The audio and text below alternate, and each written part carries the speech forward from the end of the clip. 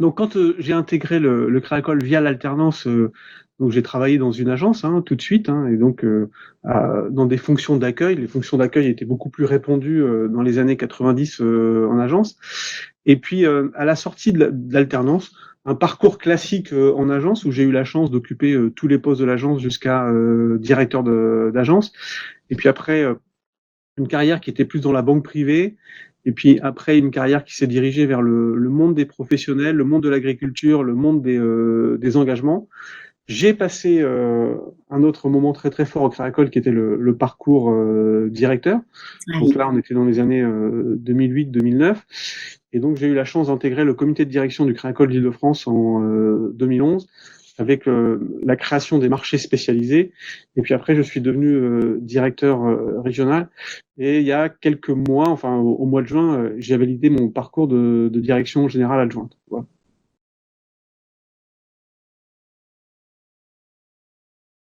Pour moi, une des forces du Créacol par rapport à l'alternance, c'est que le Créacol, parmi ces modèles, est construit sur deux modèles très très forts, qui est celui de la promotion interne et qui est celui de la formation. Je vois aujourd'hui Michel Ganzin, qui est le directeur général du Créacol de France, c'est quelqu'un qui a commencé au guichet. Et d'ailleurs, quand on raconte ça à nos jeunes collaborateurs, il n'y a pas que les directeurs généraux, il n'y a pas que les directeurs, nos directeurs de secteur quasiment ont tous commencé en bas de l'échelle. Et ça, c'est une première grande force du modèle. Une deuxième force qui se conjugue avec cette promotion interne, c'est l'investissement. Et je parle bien d'investissement qui est réalisé par le Créacol, ou par tout le groupe, par les caisses régionales, et bien sûr avec en tête de pont l'IFCAM, sur la formation.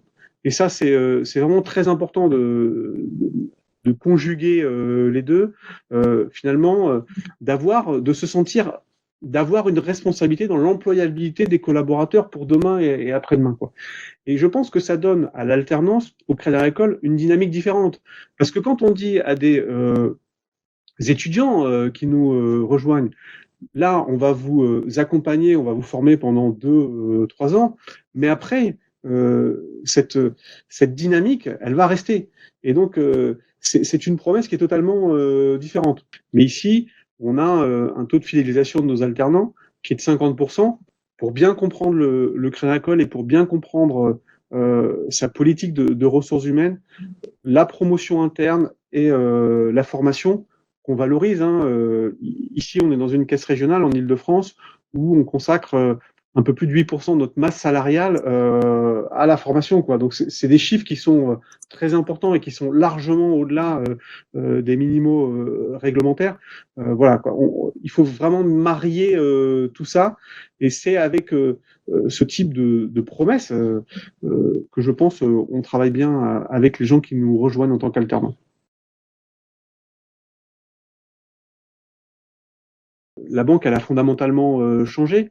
La banque, elle est complètement percutée positivement par toutes les nouvelles technologies, par toute cette dynamique du digital, et que justement, si on veut inventer des modèles qui soient capables d'avoir cette dynamique à la fois humaine, cette dynamique à la fois digitale, d'avoir le bon niveau de proximité et d'accompagnement, il faut que justement que ces jeunes générations viennent nous aider à construire ces modèles de demain et d'après-demain.